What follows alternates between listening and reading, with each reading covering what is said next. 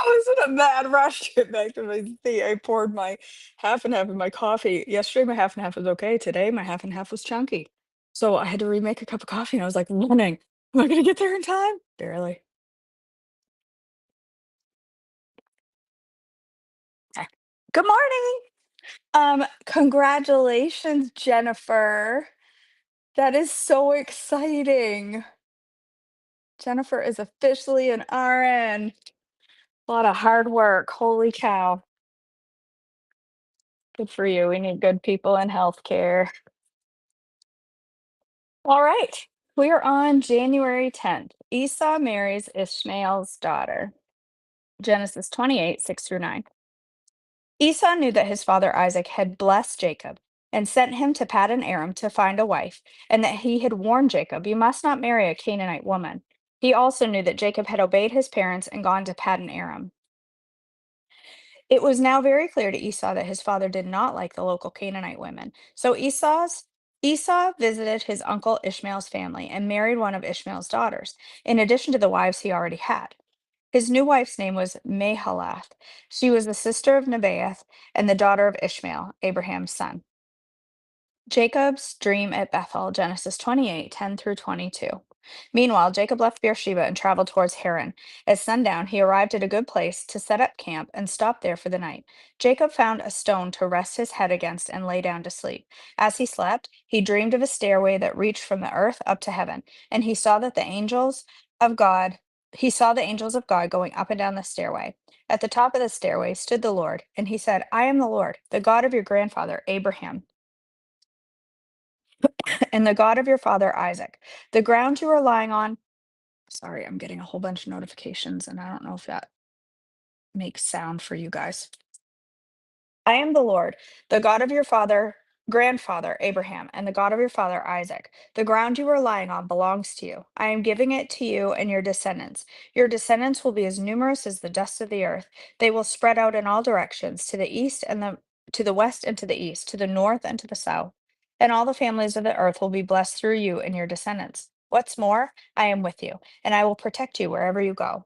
One day I will bring you back to this land, and I will not leave you until I have finished giving you everything I have promised you."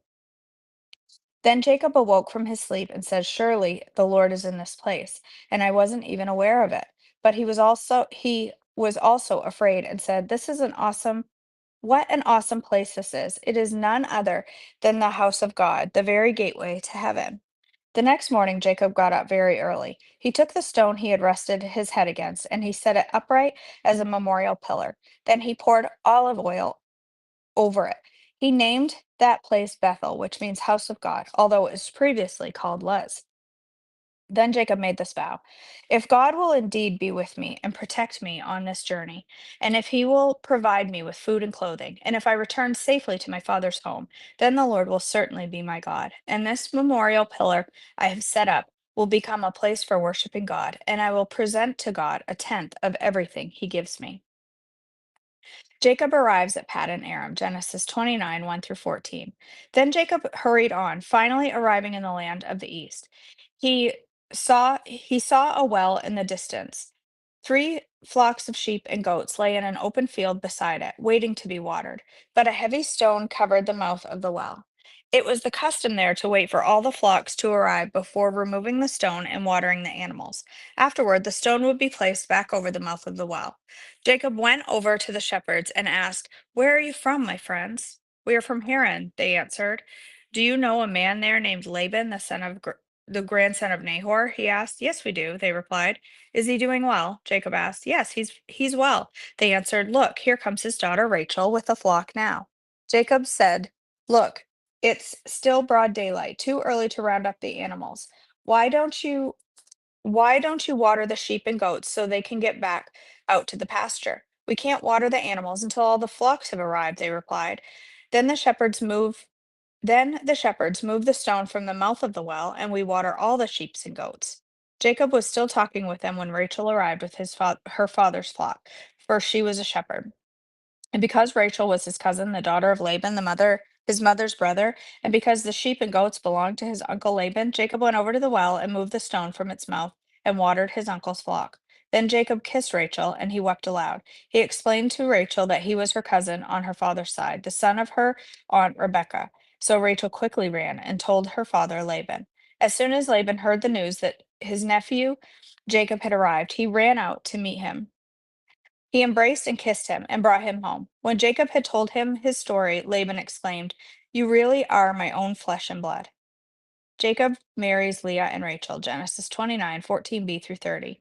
After Jacob had stayed with Laban for about a month, Laban said to him, "You shouldn't work for me without pay just because we are relatives. Tell me how much your wages should be." Now Laban had two daughters. The older daughter was named Leah, and the younger was Rachel. There was no sparkle in Leah's eye, but Rachel had a beautiful figure and a lovely face. Since Jacob was in love with Rachel, he told her father, "I'll work for you for 7 years if you'll give me Rachel, your younger daughter, as my wife." "Agreed," Laban replied. "I'd rather give her to you than anyone else. Stay and work with me." So Jacob worked 7 years to pay for Rachel, but his love for her was so strong that it seemed to him but a few days. Finally, the time came for him to marry her. "I have fulfilled my agreement," Jacob said to Laban. "Now give me my wife so I can sleep with her." So Laban invited everyone in the neighborhood and prepared a wedding feast. But that night, when it was dark, Laban took Leah to Jacob, and he slept with her. Laban had given Leah a servant, Zilpah, to be her maid. But when Jacob woke in the morning, it was Leah. "What have you done to me?" Jacob raged at Laban. "I worked for 7 years for Rachel. Why have you tricked me?" "It's not our custom here to marry off our younger daughter ahead of the firstborn," Laban replied. "But wait until the bridal week is over, and then we'll give you Rachel too, provided you promise to work another 7 years for me." So Jacob agreed to work for 7 more years. A week after Jacob had married Leah, Laban gave him Rachel too. Laban gave Rachel a servant, Bilhah, to be her maid. So Jacob slept with Rachel too, and he loved her much more than Leah. He then stayed and worked for Laban the additional 7 years. I just feel so bad for Leah. Jacob's many children, Genesis 29:31 through 30:24. When the Lord saw that Leah was unloved, he enabled her to have children, but Rachel could not conceive. So Leah became pregnant and gave birth to a son. She named him Reuben, for she said, "The Lord has noticed my misery, and now my husband will love me." She soon became pregnant again and gave birth to another son. She named him Simeon, for she said, "The Lord heard that I was unloved and has given me another son." Then became pregnant a third time and gave birth to another son. He was named Levi. For she said, "Surely this time my husband will feel affection for me, since I already have given him 3 sons." I think he's feeling some affection. Once again, Leah became pregnant and gave birth to another son. She named him Judah, for she said, "Now I will praise the Lord." And then she stopped having children. When Rachel saw that she wasn't having any children for Jacob, she became jealous of her sister. She pleaded with Jacob, "Give me children or I'll die." Then Jacob became furious with Rachel. "Am I God?" he asked. "He's the one who's kept you from having children." Then Rachel told him, "Take my maid Bilhah and sleep with her. She will bear children for me, and through her I can have a family too." So Rachel gave her servant Bilhah to Jacob as a wife, and he slept with her. Bilhah became pregnant and presented him with a son. Rachel named him Dan, for she said, "God has vindicated me. He has heard my request and given me a son." Then Bilhah became pregnant again, and she gave Jacob a second son. Rachel named him Naphtali, for she said, "I have struggled hard with my sister and am winning." Meanwhile, Leah realized that she wasn't getting pregnant anymore, so she took her servant Zilpah and gave her to Jacob as a wife. Soon Zilpah presented him with a son. Leah named him Gad, for she said, "How fortunate I am." Then Zilpah gave Jacob a second son, and Leah named him Asher, for she said, "What joy is mine! Now the other women will celebrate with me." Can you imagine being these servants, popping out babies and handing them over? Right? I agree. One day during the wheat harvest, Reuben found some mandrakes growing in a field, and he brought them to his mother Leah. Rachel begged Leah, "Please give me some of your son's mandrakes." But Leah angrily replied, "Wasn't it enough that you stole my husband? Now you will steal my son's mandrakes too?" Rachel answered, "I will let Jacob sleep with you tonight if you give me some of the mandrakes." So that evening, as Jacob was coming home from the fields, Leah went out to meet him. "You must come and sleep with me tonight," she said. "I have paid for you with some mandrakes that my son found." So that night he slept with Leah, and God answered Leah's prayers. She became pregnant again and gave birth to a fifth son for Jacob. She named him Issachar, for she said, "God has rewarded me for giving my servant to my husband as a wife." Then Leah became pregnant again and gave birth to a sixth son for Jacob. She named him Zebulun. For she said, God has given me a good reward. Now my husband will treat me with respect, for I have given him 6 sons. Later she gave birth to a daughter and named her Dinah. Then God remembered Rachel's plight and answered her prayers by enabling her to have children. She became pregnant and gave birth to a son. God has removed my disgrace, she said, and she named him Joseph. For she said, May the Lord add yet another son to my family. Right? Jill, Jacob, I mean, was a busy man. All right, we are on chapter 8 of Learning to Live Above. This one is called Wax On, Wax Off. He trains my hands for battle. Psalm 1834. Do you remember the movie Karate Kid? Yes.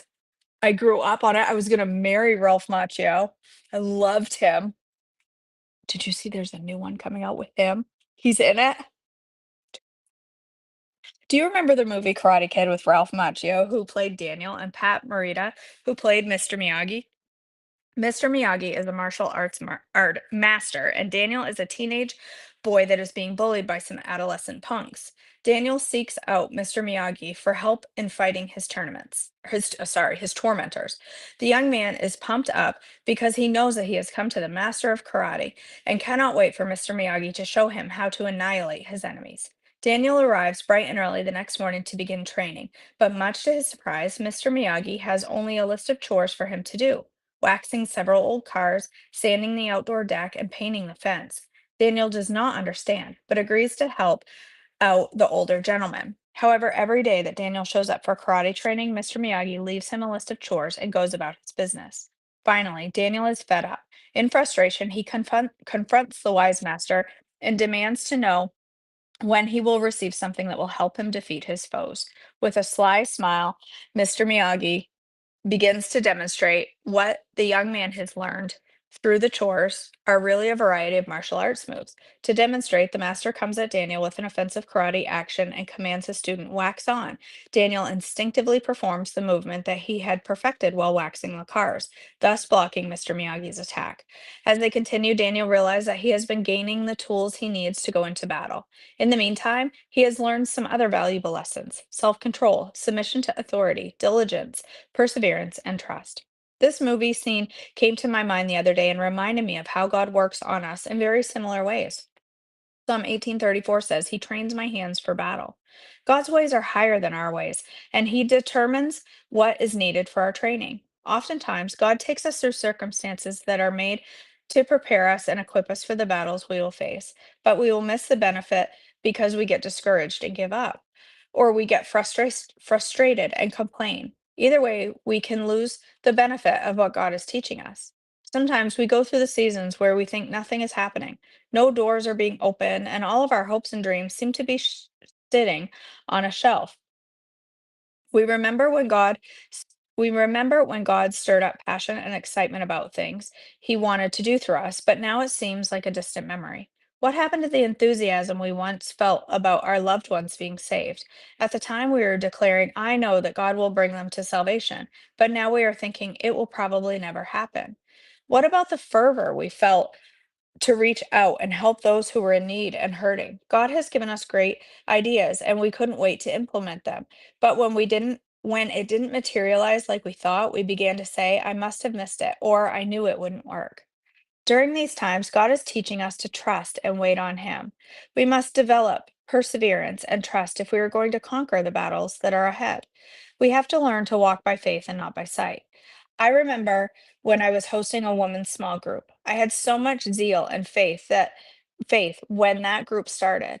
As I prayed, I could see that God was going to do mighty things in these women: salvation, healing of broken marriages, deliverance from addictions, etc. My faith was so high. But after a while, there were days when no one showed up. Other times, I saw women that were making such progress fall away, and I began to get discouraged. I couldn't understand why God was not following through with the hopes He had given me. I was ready to quit, but God began to deal with me. He told me that if I was obedient to Him, then I accomplished exactly what He wanted me to do. It is God that brings the fruit and produces the results. They will be in His time and in His way. My role is to be faithful and obedient. It is during these times of waiting that God produces the qualities in us that we still need to carry out His purposes. That is why James could say, "Consider it pure joy, my brothers, whenever you face trials of many kinds, because you know that the testing of your faith develops perseverance. Perseverance must finish its work so that you may be mature and complete, not lacking anything."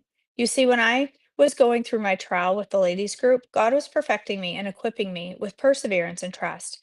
I needed to learn that results come only from Him and not by anything I do. I also needed to learn that my worth was not measured by what I am able to do or not do, but in God alone. Finally, I needed to learn how to trust God and believe His word even when everything I saw pointed in the opposite direction. Those qualities became vital to me, so I faced bigger and more severe trials. God has developed some spiritual muscles in me that have helped me to depend on Him more and walk in greater victory. Don't despise struggles because God is developing the tools you will need to conquer bigger giants and live in more abundance. You may think that you are not gaining anything, but in fact are losing. Nevertheless, if you hold on at the appropriate time, God will demonstrate just what you have learned, and you will obtain victory like you have never known. Wax on. Yay. Oh, let's scroll through the chat here.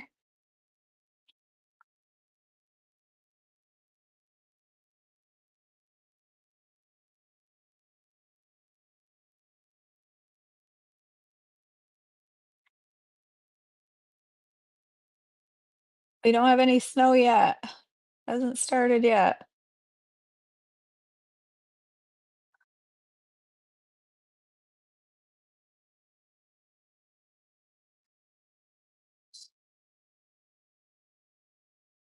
Yeah, no, you're right, Shirley.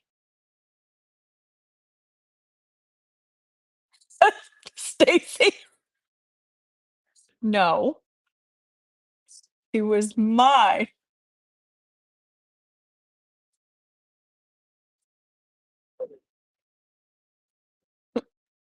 I was supposed to marry Ralph Macchio, and I still haven't given up hope. I think my time is still coming. I don't want it, Jill. What makes you think I want it? No, thank you. I'm all set with the snow. You guys, look at my living room without the Christmas decorations. Is that not the most horrible, boring sight you've ever seen in your life? Look, my stand is all boring. It's so stark and sad. I hate it. It's so blah in here after Christmas. Stacy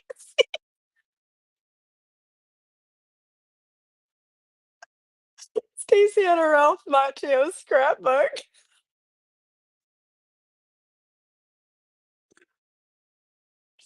He was such a dreamboat when he was a teen. I remember watching that movie just in awe of him.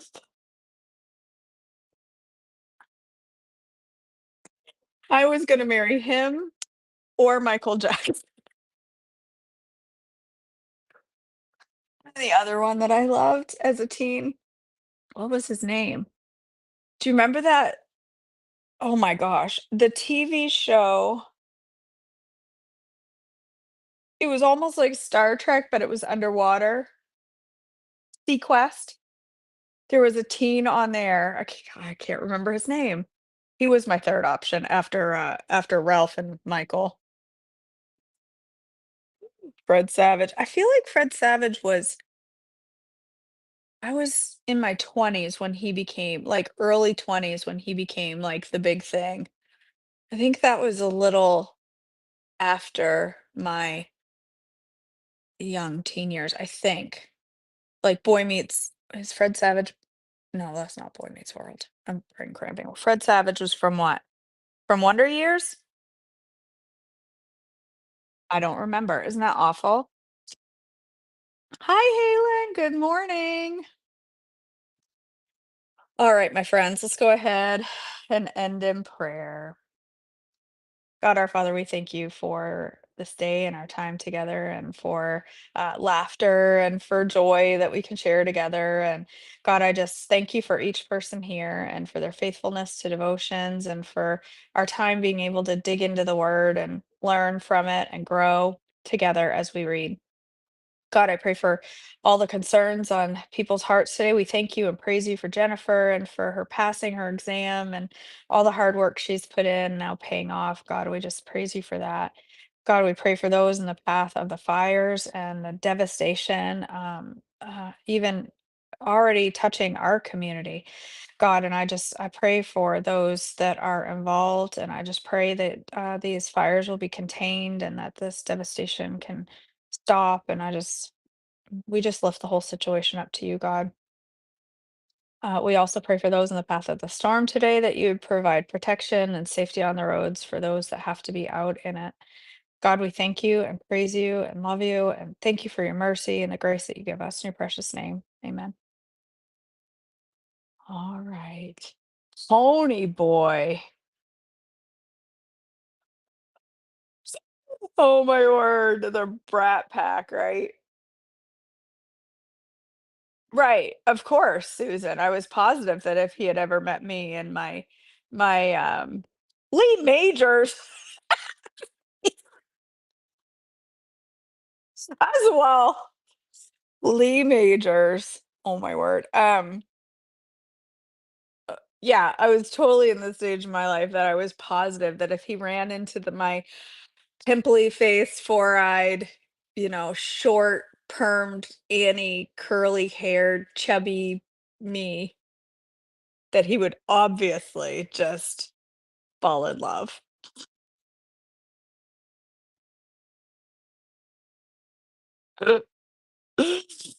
Oh my word. See Thomas Howell. Yeah, that's a good one. Mhm. Lee Majors. I can see that, Faith.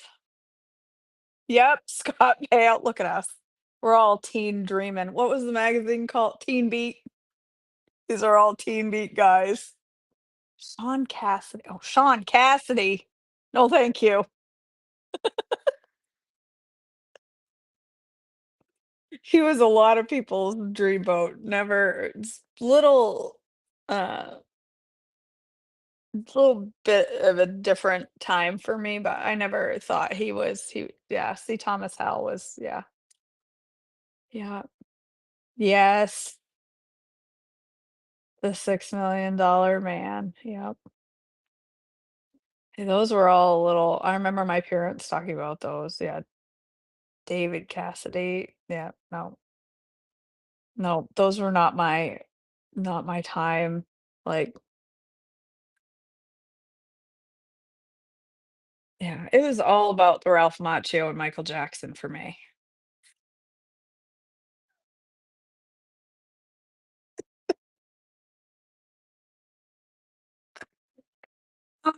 All right, my friends. I'm gonna make breakfast, right, Jennifer? I'm getting the flutters here this morning talking about Macchio. I always was like, even his name sounds manly. Ralph Macchio. Now I look at it and think of coffee because it's more macchiato. All right, but he is in the new Karate Kid movie, and I can't wait to go see it. We went to see something. I don't remember what Marin and I went to see recently, and there was a preview for the new Karate Kid movie, and um, I was like, "We're coming to see this." Ralph Macchio is the lead character. We're here. What?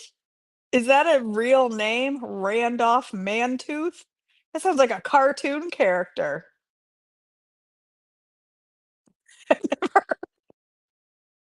I'm gonna have to go look that one up. All right. Love you girls. I'm gonna go get ready for breakfast.